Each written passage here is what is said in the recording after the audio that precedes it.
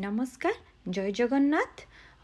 आसतु जानिबा आज भगवत गीता अध्याय 2 सांख्य योगर श्लोक 42 आउ 43। ओम नम गणेश विघ्नेश गिरिजानंदन प्रभु मम विघ्न विनाशाय गणाधिपतये नमः। अमिमां पुष्पितां वाचं प्रबदन्त्य विपश्चितः वेदवादरताः पार्थ नान्यदस्तीति वादिनः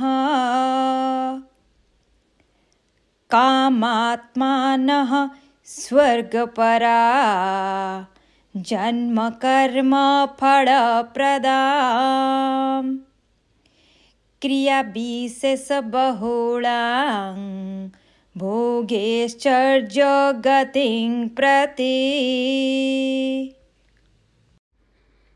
এই শ্লোকৰ अर्थ होची भगवान श्रीकृष्ण अर्जुन को कहउचंती हे अर्जुन वेदरे 3टी विभाग रही सेगुड़िक है कर्मकांड जोड़ा कि विधि विधान युक्त पूजा अर्चना आ गोटे है ज्ञानकांड जोड़ा कि ज्ञान विभाग एवं उपासना कांड जोड़ा कि भक्ति विभाग केमिति आपण भक्ति करेंगे भगवान को।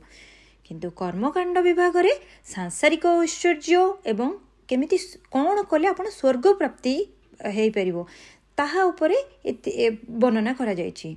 जो माने इंद्रिय सुखर कामना करती से माने वेदर एही विभागर जसगान करिथांती।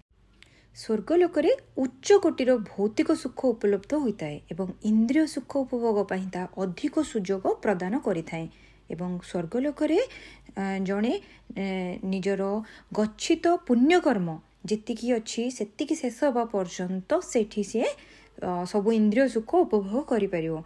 किंतु तापरे पुनर्बार पृथ्वी लोक ही जन्म नेबाकू पड़िबो।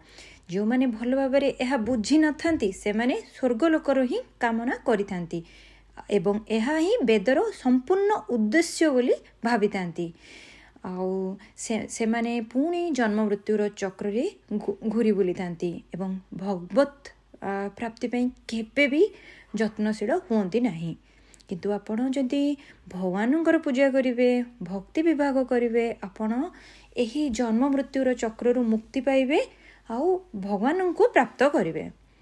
रहुची नमस्कार पुणी थरे देखा आ गोटे वीडियो रे।